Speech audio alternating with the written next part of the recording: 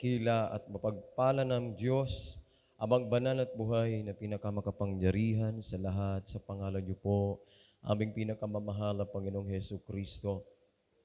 Sa mga naunang panalangin, ubungan ng panalangin mga magulang namin sa iyong beloved Pastor, Rudy Estrada Almeda, mahal na Panginoon, hallelujah. Dito po kami nagpapasalamat o Diyos, hallelujah, sa mga naunang bahagi na iyong pong banal mong gawain, na lubos mo pong pinagpala at nilangisan. Higit sa lahat, pinasasalamatan ka namin sa pagkilos mo sa aming kalagitnaan.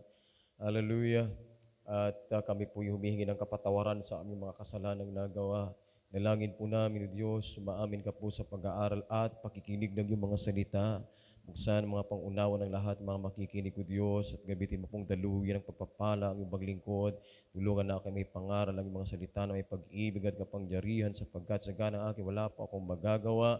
At aming sama sa mga tinatalian at sinasaway mga demonyong mga hadlang sa minikagalagitnaan. We bind the power of darkness and delete in doubt demons of hindrances and our midst. Cast out! In the mighty name of Jesus. Hallelujah. Praise the Lord. But shout, praise the Lord. Tayo po'y makaupo na po at bago pong lahat ay give the highest praise, glory, honor, worship, and majesty to our dearest Jesus Christ, our loving Savior, the King of Kings and the Lord of Lords.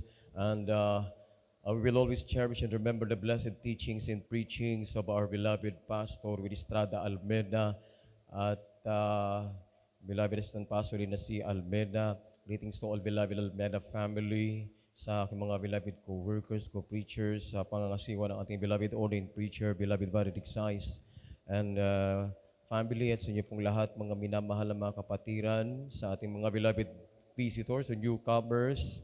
Welcome once again sa gawain ng The Jesus Miracle Crusade International Ministry. Malakpakan natin malakas ang mahal na Panginoon. Praise the Lord.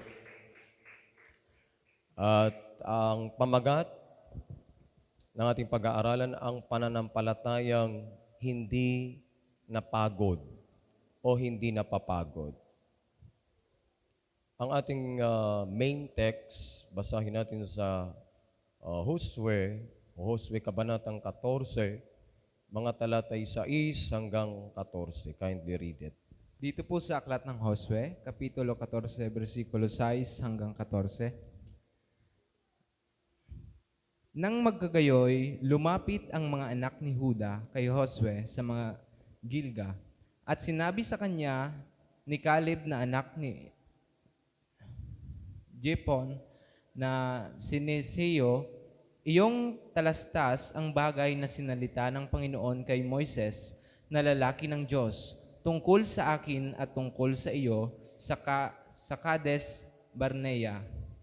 Ako'y may 40 taon nang ako'y suguin ni Moises na lingkod ng Panginoon mula sa Kades Barnea upang tiktikan ang lupain.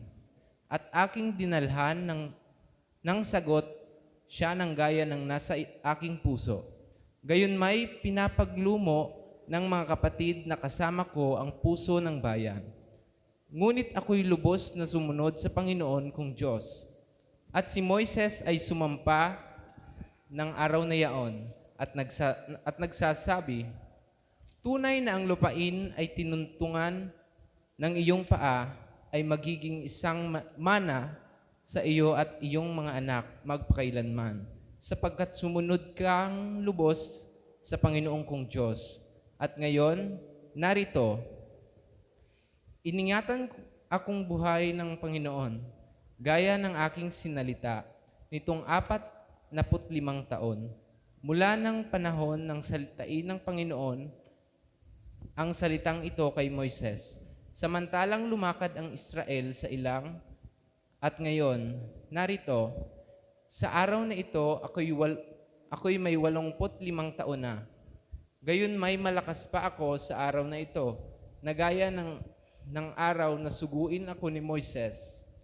Kung paano nga ang lakas ko noon, ay gayon ang lakas ko ngayon. Sa pakikidigma at gayon din sa paglalabas pumasok.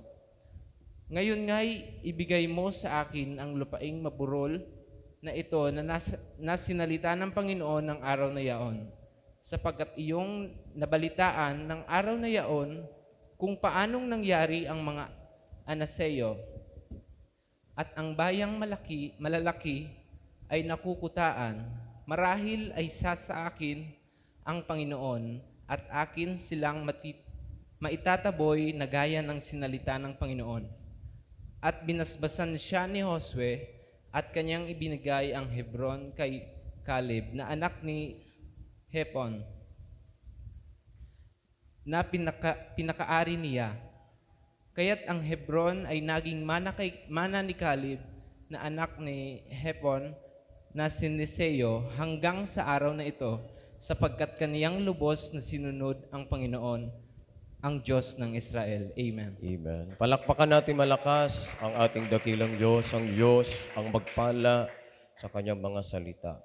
So maliban dyan sa talatang o kabanatang yan, mga minamahal, at talatang ating nabasa, kung mababasa din natin sa aklat ng mga bilang, kabanatang 13 at 14, yun ay mahaba po. Kaya summary na lamang po, buod na lamang po mga minamahal. Makikita natin ang kwento ng espiya at ang pagtitiwala ng Israel sa Diyos. Ipinadala ni Moises ang 12 espiya upang tuklasin ang lupang pangako na ipinamana sa kanila ng Diyos. So kabilang sa mga ito, si Caleb at si Joshua, na tanging naniwala na kayang sakupin ng Israel ang Kanaan sa kabila ng mga higanting naninirahan doon. What say amen? Ngunit, ang ibang espiya ay nagdala ng balita ng takot at pangamba. Kaya ang buong bayan ay napuno ng pag-aalinlangan at kawalan ng pananampalataya. So anong nangyari? Dahil sa kawalan ng kanilang pananampalataya, dahil sa kanilang kakulangan sa tiwala sa Diyos, nagalit ang Diyos sa Israel at ipinahayag na 40 taon silang liliputin sa ilang hanggang sa mamatay ang henerasyon at hindi naniwala. Amen. So instead of 40 days, naging 40 years because of their unbelief, mga minamahal. So, sa kabila nito, pinakita ni Caleb ang kanyang katatagan at pananampalataya. So nang humiling siya ng bahagi ng lupa na ipinangako noon sa kanya, ipinakita niya ang tapang at pagtitiwala na ang Diyos ay tutupad sa kanyang pangako. Amen. So ang kabayanihan ni Caleb ay nagbigay halimbawa sa buong bayan ng Israel kung paano maniwala at kumilos ayon sa plano ng Diyos, kahit na napakatagal ng panahon at nakakatakot ang hamon, mga minamahal. Sa Josue, na ating nabasa, kabanatang 14, lumapit si Caleb mula sa tribo ni Juda kay Josue upang ipaalala ang pangako ng Diyos na ibibigay sa kanya ang lupa na kanyang nakita at pinuntuhan bilang espiya noong unang maglakbay sa Kanaan.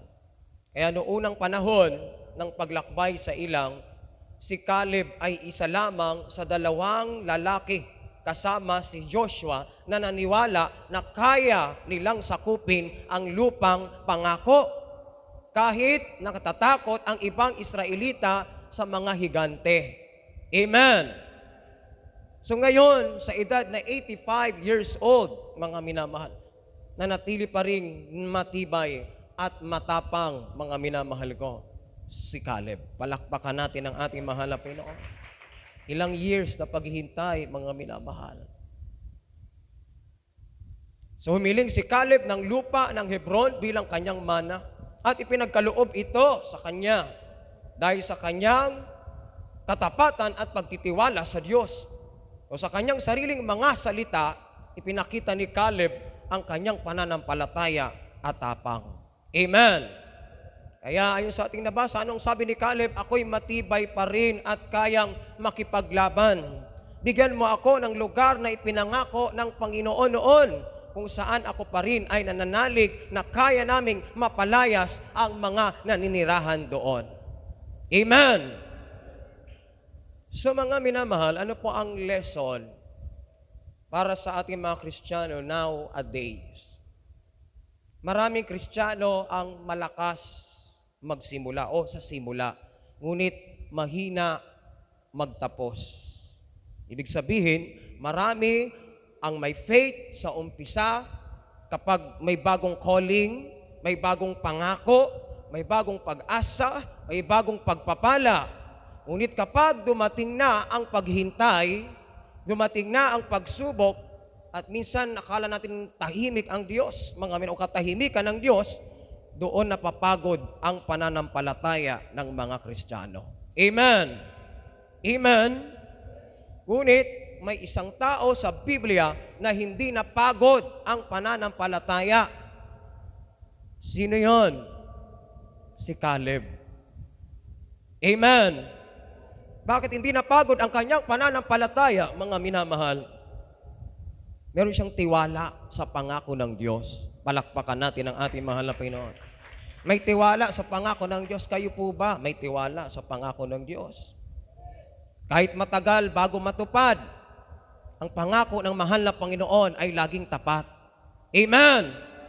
In perfect time, mga minamahal, kailangan matuto lang tayo maghintay. Pangalawa, katatagan sa pananampalataya. So hindi hadlang ang edad o panahon, mga minamahal. Ang tapat na paglilingkod ay nagbibigay ng tagumpay. Palakpakan natin ang ating mahal na Panginoon. Imagine, umabot ng 85 years old. How many years? For how many years? 45 years. Siyang naghintay ng pangako ng mahal na Panginoong Jesucristo. Pinangakuan siya 40 years old, mga minamahal. Pangatlo, tapang at determinasyon. Sa kabila ng hamon, ng takot ng iba, si Caleb ay lumaban at naniwala sa Diyos, mga minamahal. So ang kwento ni Caleb ay isang halimbawa sa atin kung paano maging matibay at tapat sa Diyos, mga minamahal, na may tiwala sa kanyang pangako at handang kumilos ayon sa kanyang mga plano. Amen. Tandaan natin, ang faith kailangang nananatiling buhay, mga minamahal, kahit mahaba ang paghihintay. Amen. Ang faith kailangan nananatiling buhay kahit mahaba ang paghihintay.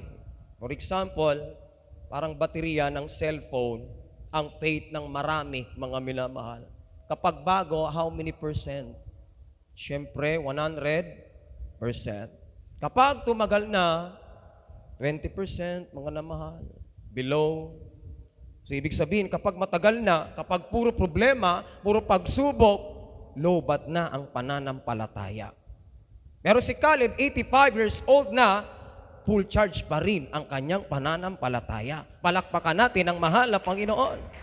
So ang tanong, paano niya ito nagawa? Ano ang kanyang sikreto, mga minamahal? Ano ang pinagmula ng pananampalataya ni Caleb? So ayon sa Bilang 13, kabanatang 30, kabanatang 13 rather, talatang 30. Pakibasa. Mula dito sa Aklat ng Mga Bilang, Kapitulo 13, ang bersikulo ay 30. At pinatihimik ni Caleb ang bayan sa harapan ni Moises at sinabi, ating akyating paminsan at ating ariin sapagkat kaya nating lupigin. Amen. But say amen. So pareho ang nakita, magkaiba ang pananaw. 12 espiya, mga minamahal, o 12 na mga tiktik. Noong ipinadala ni Moises ang 12 espiya upang siyasatin ang lupang Kanaan, lahat sila ay nakakita ng parehong bagay. Anong parehong bagay na ito, mga minamahal? Ito, una-una yung higante. Siyempre, pag higante, mas malaki pa sa ordinary na tao. Amen! Mga higante, malalaki at nakakatakot, naninirahan sa lupa. Ano pa ang kanilang nakita? Matitibay na pader, mga lungsod na mahirap pasukin. Nandun yung panganib din po, mga minamahal, ang posibilidad na matalo o masira sa labanan. Ngunit, magkaiba ang kanilang pananaw. Ang ibang espiya ay nakatuon sa takot at panganib. Kaya ano nangyari sa kanila? Humina ang kanilang loob, mga minamahal, na-discourage sila. Kaya nagpakalat ng panganib sa buong bayan. Amen. Amen. Nagpakalat ng pangamba at takot sa buong bayan. Ngunit si Caleb kasama ni Joshua ay nakatuon sa pangako ng ating pinakamamahal na Panginoong Jesucristo. Amen! nakita nila ang parehong bagay, mga minamahal, nakita ni Caleb ang parehong panganib, pero nanatili siyang matibay at naniwala sa kakayahan ng Diyos na tulungan ang Israel na sakupin ang lupain. So ano ang aral, mga minamahal? Ang pananampalataya ay nakabase sa Diyos, hindi sa sitwasyon. Amen? Ibig sabihin, kahit nakakatakot ang paligid, ang situation, ngunit ang pagtitiwala sa Diyos ay nagbibigay lakas, mga minamahal. Amen! Pangalawa, pareho ang sitwasyon, magkaibang resulta. Pareho silang nakakita ng panganib, higante, matitibay na pader, mga minamahal. Pero si Caleb ay lumakas sa pananampalataya habang ang iba ay natakot. Pangatlo, pananaw ang nagtatakda ng aksyon. Ibig sabihin, nakikita mo pa ngayon ang problema o ang pangako ng Diyos, mga minamahal? Ano ang ating nakikita ngayon? Problema ba o ang pangako ng Diyos, mga minamahal ko? For example, parang ulan. Sa iba, mga minamahal, ang ulan, problema. Ay, mababasa na naman ang mga gamit, mababasa naman ang mga ganito. Babaha, makakaabala. Sa iba, problema. Pero sa magsasaka, yun ay biyaya, buhay, ani, pag-asa. Palakpakan natin ang mahal na Panginoon. Pero hindi nagbago ang ulan. Ang nagbago ay ang mata. Hindi nagbago ang ulan, kundi ang mata ng tumitingin, mga minamahal. Ganito rin kay Caleb. Pareho silang nakakita ng panganib, ngunit siya ay nakatuon sa pangako at kapangyarihan ng Diyos. Kaya nanatili siyang matibay at humiling ng Hebron bilang kanyang mana. Palakpakan natin ang ating mahal na Panginoon. Sa makatwid, hindi napagod ang pananampalataya ni Caleb dahil ang mata niya ay nakatuon sa Diyos, hindi sa higante, hindi sa panganib. Amen! So ganun din dapat ang mga Kristiyano, mga minamahal. Ang higante nagre-represent ngayon ng malalaking pagsubok, problema, mga minamahal na atin pong kinakaharap. Pero hindi napagod ang faith ni Caleb. Bakit? Mga minamahal, ang kanyang mata nakatuon sa Diyos, mga minamahal. Sabi ng Biblia, just look unto Jesus, the author and the finisher of our faith. Palakpakan natin ang ating mahal na Panginoon. Hindi sa mga higante, mga minamahal, na problema, pagsubok, kahirapan, karamdaman na ating pinagdadaanan, mga minamahal. Sabi ng isang kapatiran na save, mga minamahal, pagaman siya may problema, may ganti siyang problema, kahirapan, mga minamahal. Ngunit nung siya makakilala sa Diyos dito sa Jesus Miracle Crusade International Ministry, sa pangunang dalangin natin mahal na pastor, mga minamahal, ang sabi niya sa kanyang sarili, hindi ako matatakot sa mga pagsubok dahil I have a big God. Palakpakan natin ang mahal na Panginoon. Mas malaki, mga minamahal, ang Diyos kaysa sa mga problema na ating pinagdaraanan. Amen! Mas malaki ang Diyos, mas makapangyarihan ang mahal na Panginoon kaysa sa mga pagsubok na dumarating sa ating buhay. Come on, say amen. Kaya anong dapat natin gawin? Buong pusong pagsunod, mga minamahal. Katulad ni Caleb, buong pusong pagsunod, hindi kalahating pananampalataya, hindi 50% na pananampalataya, hindi yun itinuro ng mga magulang natin sa Panginoon. Kaya paulit-ulit na sinabi ng Biblia, ang isang bagay tungkol kay Caleb, mga minamahal. Ano ang sabi ng Bilang 14, kabanatang 24, pakibasa. Dito po sa Aklat ng mga Bilang, Kapitulo ay 14, versikulo ay 24, ganito pong nakasulat. Kundi ang aking lingkod na si Caleb, sapagkat siya'y nagtataglay ng ibang diwa at siya'y sumunod na lubos sa akin, ay aking dadalhin siya sa lupain na kanyang pinaroonan at aariin ng kanyang lahi. Amen. Everybody say amen. Sumunod ng lubos, ibig sabihin buong buo, mga minamahal. Hindi kalahati, hindi kapag convenient lang, susunod ka, mga minamahal. Hindi lang kung komportable ka o gusto mo, susunod ka. Hindi po, mga minamahal. Hindi sumunod si Caleb, mga minamahal, ng kapag madali lang, walang kahirap-hirap. Amen. Hindi kapag may kasamang marami po, mga minamahal. Kahit mag-isa ka lang, mga minamahal, kaya mong harapin ang pagsubok. Bakit? Kasama mo ang mahal na Panginoong Jesucristo. Palakpakan natin ang ating mahal na Panginoon. Everybody shout, praise the Lord. So hindi dapat tayo sumusunod lang kapag madali o walang kahirap-hirap, o hindi kapag may kasamang marami po, mga minamahal ko. Kasi may mga Kristiyanong parang bahagyang bukas na pinto, mga na 50% sa mahal na Panginoon, 50% sa mundo o sa sanlibutan. Pero si Caleb, nakasara ang pinto sa takot. Bukas ang kanyang pananampalataya sa Diyos. Bukas na bukas ang kanyang pananampalataya sa mahal na Panginoon. Amen! Tandaan natin, ang faith na hindi buo ay madaling mapagod. Kapag hindi buo ang ating pananampalataya, madali kang ma-discourage, madali kang mapagod, mga minamahal. Ngunit ang faith na buo ay pinangangalagaan ng ating pinakamamahal na Panginoong Jesucristo. Lalong tumatatag. Everybody say amen! Ano pa? Pananampalatayang marunong maghintay. Dahil sa kawalan ng pananampalataya ng Israel, 40 days silang naglakbay sa ilang instead of, 40 years, mga minamahal, silang naglakbay sa ilang instead of 40 days. Isipin niyo ito, si Caleb ay may pangako na galing sa Diyos. Ibig sabihin, isang tiyak na bahagi ng lupang pangako, mga minamahal, sa Kanaan ay magiging kanya at ng kanyang angkan. Ngunit wala pang katuparan, mga minamahal. Kaya araw-araw niyang nakikita ang mga namamatay sa ilang. Yung mga ibang Israelita, mga nakinagat ng ahas, may kinain ng lupa, mga minamahal, o nabukang lupa, because of their murmurings, mga minamahal ko, of murmuring, pagrereklamo, disputing, mga minamahal, pag-alipusta sa inilagay ng mahal na Panginoon sa pamumuno, mga minamahal, ni Prophet Moses, mga minamahal. Well, say amen. Ngunit hindi siya nagreklamo, naghintay lamang siya, mga minamahal. Hindi nagreklamo si Caleb, mga minamahal. Naghintay lang siya. Kaya tandaan natin, ang paghintay ay hindi kawalan ng pananampalataya. Kung naghihintay ka ngayon, hindi yan kawalan ng pananampalataya. Amen! Gantay tayo, mga namahal, sa ating mga panalangin. Nagantay tayo sa pagbabalik ng ating mahal na Panginoon. Ang paghihintay hindi kawalan ng pananampalataya. Ito ay ebidensya ng ating tiwala sa ating pinakamamahal na Panginoong Jesucristo. Everybody say amen! Kaya ayos sa ating nabasa, mga namahal, sa ating teksto, sa Josue 14, talatay G, tinupad ng Panginoon ang kanyang salita, mga minamahal. Kapag marunong tayo maghintay, mga minamahal ko, in perfect time, yuto pa rin ng Diyos ang kanyang mga salita.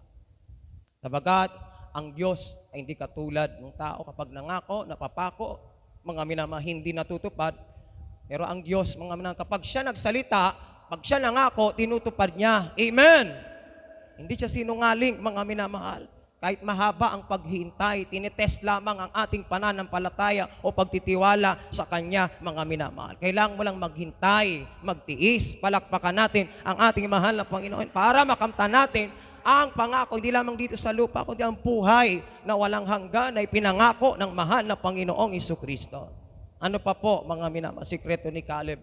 Pananampalataya na hindi nadadala ng karamihan. Everybody say amen.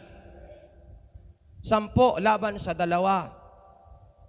Nang ang 12 espeya ang ipinadala sa Kanaan, 10 ang nagbigay ng negatibong ulat at 2 lang, si Caleb at Josue, ang nanindigan sa Diyos, mga minamahal. Ibig sabihin, ang karamihan laban sa tapat na iilang sumusunod sa Diyos, mga minamahal ko. Kaya minsan sa buhay, kaunti lang ang tapat sa Diyos at maaring bumangga sa opinyon ng marami. Amen? So buong bayan, laban kay Caleb. Imagine that, buong bayan, laban kay Caleb. Kaya nung bumalik ang 10 espiya, mga namahal, nagalit at natakot ang buong Israel. At gusto nilang baliwalain ang payo ni Caleb at Josue, mga minamahal. Ibig sabihin, ang katotohanan o pananampalataya ni Caleb ay hindi tinanggap ng karamihan. Mas tinanggap nila, pinakinggan nila yung mga negatibong ulat. Amen! Amen. Ano ang spiritual lesson dito? Hindi madaling manindigan sa Diyos, lalo na kapag laban sa opinyon ng karamihan, mga minamahal. Kaya, gustong bumalik ng mga Israelita sa Ehipto, mga minamahal. Kahit sila ay pinalaya ng Malapino sa pagkaalipin. So, dahil sa takot, ninais ng Israel na bumalik sa Ehipto, ibig sabihin ay baliwalain ang pangako ng Diyos at bumalik sa dating buhay, mga minamahal. Amen.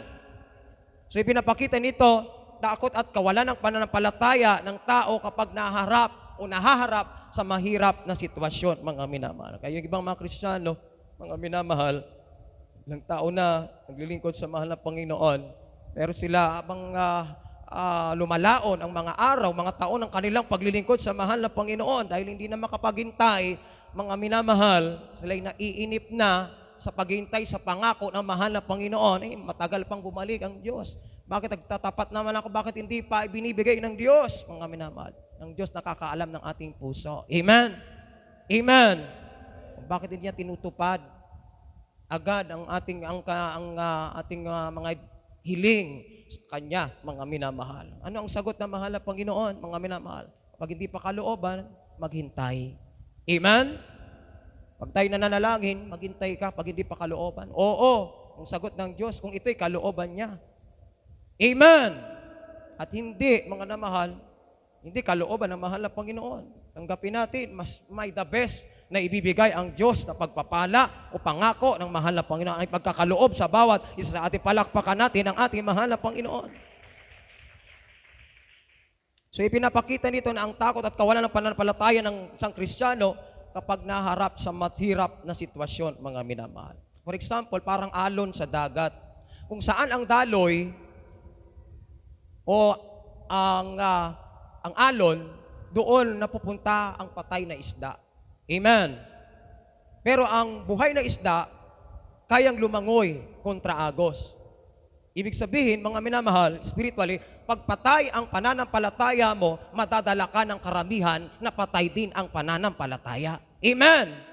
Diba? Yung 10 espeya, mga namahal. Sila'y nagatid ng negatibong balita. Ano nangyari sa kanila? Pinaniwalaan din nila, mga minamahal. Kaya, yung kanang pananampalataya ay patay din, mga minamahal. Dahil sa takot, pangamba, kawalang tiwala sa mahal na Panginoong Jesucristo. Pero kung buhay ang pananampalataya ng isang Kristiyano, hindi ka madadala ng tukso o pagsubok. Palakpakan natin ang ating mahal na Panginoong Jesucristo, mga minamahal. So ang pananampalataya ni Caleb ay hindi nakabase sa boto o opinyon ng tao, mga minamahal, kundi saan? Sa tinig ng Diyos, sa pangako ng ating mahal na Panginoong Jesucristo. Palakpakan natin ang mahal na Panginoon. But shout, praise the Lord. Tumanda ang katawan ni Caleb, pero hindi ang kanyang pananampalataya. Imagine 85 years old na si Caleb, nang hingin niya ang Hebron, ang lupang tinitirhan pa rin ng mga higante. Ngunit anong sabi niya, mga minamahal, sa Jose 14:11, ako'y malakas pa rin ngayon, kaya ng lakas ko noon. Palakpakan natin ang mahal na Panginoon. Sino ang nagbibigay ng lakas, mga minamahal? Walang iba kundi ang ating mahal na Panginoong Jesucristo. Palakpakan natin ang ating mahal na Panginoon, mga minamahal. Manatili ka lang, maghintay ka lang, magtiis ka lang, bibigyan ka ng Diyos ng lakas, mga minamahal. Hindi kanya pababayaan, hindi kanya iiwanan. Yun ang pangako ng ating mahal na Panginoong Jesucristo. May apoy na kapag tumatagal, mga minamahal, ay namamatay. May apoy na habang tumatagal ay lalong lumalakas. Saan tayo doon, mga minamahal? Kapag nagpapakainit sa paglilingkod sa mahal na Panginoon, lalong lumalakas, mga minamahal, ang apoy. Pero ibang Kristiyano, may apoy, mga minamahal, pero hindi naglalagablab. Lukewarm Christian. Pananampalataya, mga minamahal ko na, humihina, napapagod, mga minamahal. Kaya tandaan natin, kapag ang pinanggagalingan ng lakas ay sa Diyos, hindi na uubos ang pananampalataya. Palakpakan natin ang mahal na Panginoon. Kailang panggalingan ng lakas ang Diyos, hindi yung sarili mo, lakas, ang pangunawa sa ating kapwa, mga minamahal. Hindi dapat tayo humugot ng lakas sa ating kapwa, sa ating sarili, kundi sa mahal na Panginoong Jesucristo. Kapag ito ay iniling natin sa ating mahal, hindi mauubos ang ating pananampalataya. Palakpakan natin ang ating mahal na Panginoon. Yung mga apostol, saan sila humiling ng pananampalataya? Nagpadagdag sila ng pananampalataya sa mahal na Panginoon. Dahil alam nila na kulang ang kanilang pananampalataya. Mga minahal, sabi na dagdagan mo ang aming pananampalataya. Hiling nila, mga namahal sa Diyos. Everybody say amen. Kaya, bilang pangwakas, mga minamahal, mga kapatid, Hindi napagod ang pananampalataya ni Caleb dahil Diyos ang sentro, hindi problema, hindi pagsubok. Amen! Ang problema lumilipas. Kapag inisip mo, yan mga mina, nag-overthink ka, hindi ka uusad, mga mina. Pero pag ibigay mo yan sa Diyos, mga mina, sabi na manapin, cast all your cares to Him. Dahil siya ay nagmamalasakit, pinagmamalasakit tayo na mahal na Panginoon. Everybody shout, Amen! Ang pagsubok na mahal, problema, ay kakambalan ng mga Kristiyano. Sabi ng ating beloved San Pastor na si Almeida, kapag walang pagsubok, delikado. Kapag walang problema, delikado. Pero pag may pagsubok, mga naman may problema, lalo kang nalalapit sa mahal na Panginoon. Lalo kang tatawag sa mahal na Panginoon. Mahal na, tulungan mo ako. Tulungan mo ako magtiwala sa iyo. Dagdagan mo ang aking pananampalataya. So nagiging sentro ang mahal na Panginoon sa iyong buhay. Amen! Hindi ang problema, mga namahal. Kaya nasusolve ang problema dahil ibinigay mo sa mahal na Panginoon. Ang Diyos, mga naman sa sentro, ang sentro ng iyong buhay. Palakpakan natin ang ating mahal na Panginoon. Everybody shout, Amen! Ano pa, hindi napagod ang pananampalataya ni Caleb dahil buo ang kanyang pagsunod, mga minamahal. Hindi 50%, mga hindi 60, kundi 100% na pagsunod sa mahal na Panginoong Jesucristo. Ano pa, marunong maghintay. Hindi sumunod sa takot ng karamihan, mga minamahal. Hindi sumuko sa tagal o edad, mga minamahal ko. Tandaan natin, ang pananampalataya, parang ilaw yan sa dilim. Hindi nito tinatanggal agad ang dilim. Pero sapat na ito para makalakad ka ng hindi natitisod. Palakpakan natin ang ating mahal na Panginoon. So ang pangako ng Diyos ay maaring maantala, pero kailanman ay hindi mabibigo. Amen! Ano ang sabi ng Biblia? Ang sumunod ang buong buo sa mahal na Panginoon ay nakakakita ng katuparan. Tutuparin ng Diyos, mga minamahal ko, ang sumusunod ang buong buo sa mahal na Panginoong Jesucristo. Kaya tularan natin si Caleb, mga minamahal. Ang kanyang pananampalataya ay hindi napagod, mga minamahal ko. Amen! Ilang taon na tayo naglilingkod sa mahal na Panginoon, mga minamahal, mapalad. Yung mga nagtitiis, mapalad yung mga nagtitiwala sa mahal na Panginoon. Marami ng pinagdaanan na pagsubok ang ibang mga Kristiyano dito, mga mina, pero hindi pa rin napapagod ang kanilang pananampalataya. Patuloy na sumasamba, nagpupuri sa mahal na Panginoong Jesucristo. Nakataas pa rin ang kanilang kamay kahit dumating ang karamdaman, kahirapan, mga mina, mga pagsubok sa buhay. Yun ang gusto ng mahal na Panginoong Jesucristo. Mga mina, hindi napapagod. Mga mina, ang kanilang pananampalataya. Oo, napapagod tayo minsan, mga minamahal. Ang ating pisikal, mga minamahal ko. Ang ating isipan, mga minamahal. Pero, mga minamahal ko, praise the Lord, huwag lang mapagod ang ating pananampalataya sa mahal na Panginoong Jesucristo. Palakpakan natin ang ating mahal na Panginoon para makamtan natin ang pangako ng Diyos, mga naman sa bawat isa sa atin. Hindi lamang mga pangako dito sa lupa, kundi na tayo'y naghihintay, mga minamahal, para manahin ang buhay na walang hanggan na ipinangako ng mahal na Panginoong Jesucristo. Tayo po ay umawit sa mahal na Panginoon. Hallelujah, praise the Lord. Kung meron pong baguhan, kindly po, pakiasis na lamang. Aking Jesus. Hallelujah, praise the Lord. Awitin natin mga naman ng buong puso. Taas natin yung mga kamay. Hallelujah, praise the Lord. Gawin natin panalangin ang papuring awitin na ito. Yes. Aking Jesus, tinitingnan mo bawat lakad ko. Sa tuwing naling ikaw, hinahanap mo. Nalilimutan ka, ngunit sa akin nagpapaalala. Aking Jesus, maasahan natin, maasahan mo anumang panahon. Hallelujah. Magkulang man ako sa paglilingkod. Hallelujah. Napapatawad mo anumang kasalanan ko. Banggitin mo aking pangalan, ikaw ay aking iingatan. Pagkat ako'ng iyong sandigan, mas higit pa sa'yo, kaibigan. Hindi kita papabayaan sa oras ng iyong kagipitan. Ang salita ko hindi nagpapago. Ako ang Diyos, hallelujah,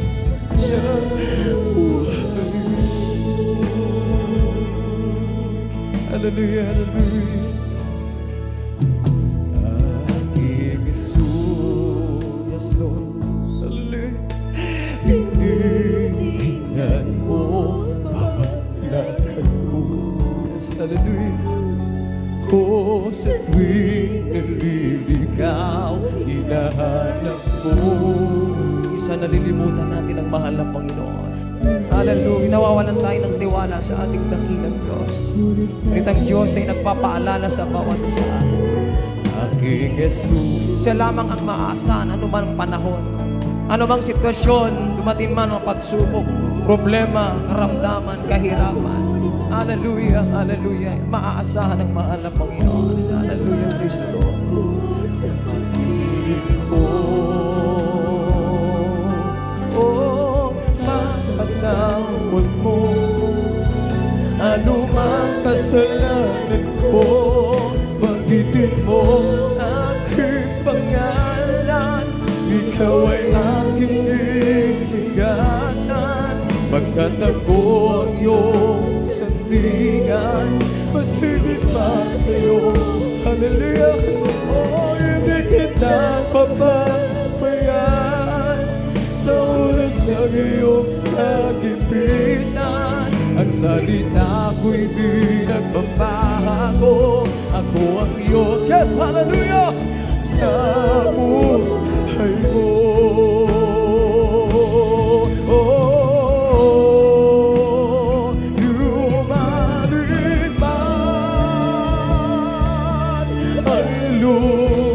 Taas natin ang ating mga kamay, mga pinamahal, hallelujah. Sikapin natin manang muli ang presensya ng ating pinakamamahal na Panginoong Jesucristo. Hallelujah, hallelujah, hallelujah. Maging sa gitna ng dilim at agos na dagat,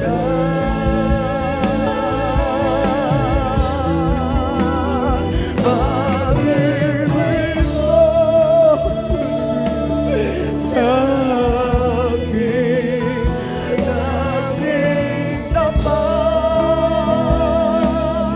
at sa Panginoon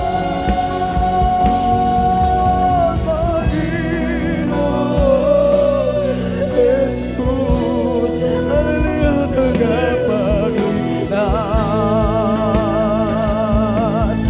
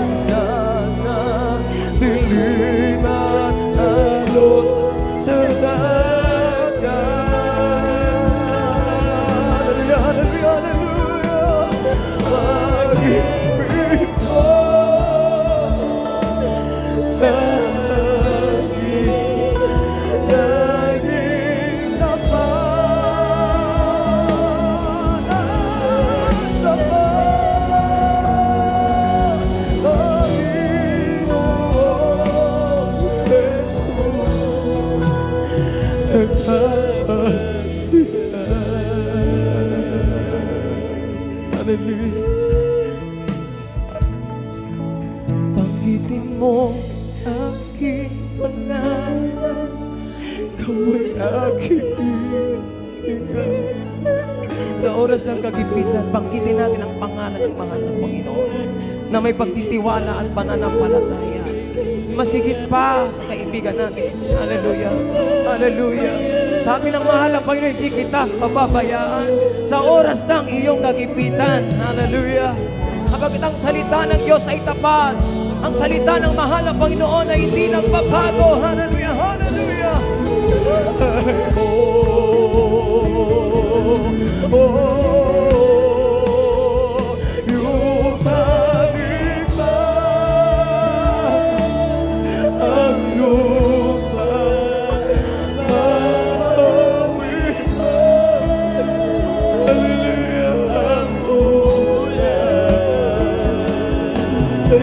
aking sandalan.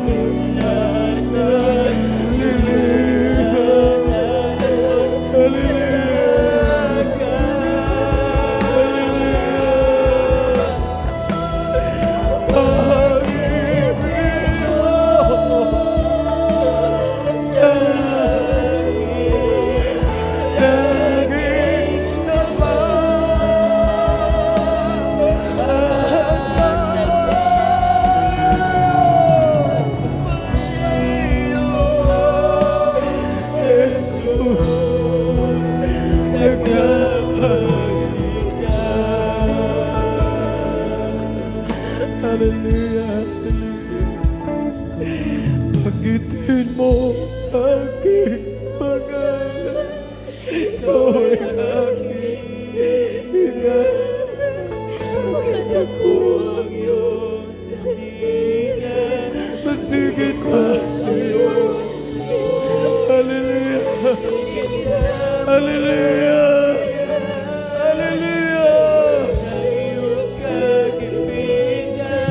Ang salita ko'y di nagbabago. Ako ang Diyos sa buhay ko. Banggitin mo aking pangalan. Ikaw ay aking iyanan. Pagkat ako hallelujah, sa'yo kaibigan. Hindi kita pababayaan sa oras na iyong hallelujah. Salita ko'y di nagbabago. Ako ang Diyos sa buhay mo. Ako ang Diyos sa buhay mo. Amen. Hallelujah, hallelujah. Hallelujah, hallelujah. Praise the Lord. Sa oras ng kagipitan, sa oras ng problema, kahirapan, karamdaman o pagsubok, wala tayong ibang maaasahan kundi ang ating pinakamamahal na Panginoong Jesucristo. Tularan natin ang mga magulang natin sa Panginoon. Hindi sila napagod, mga minamahal, sa pananampalataya, sa pagtitiwala sa mahal na Panginoong Jesucristo. Hallelujah. Praise the Lord. Hanggang sa manahin nila ang pangako, buhay na walang hanggan. Hallelujah. Ganon din dapat sa mga naiwan sa atin mga minamahal.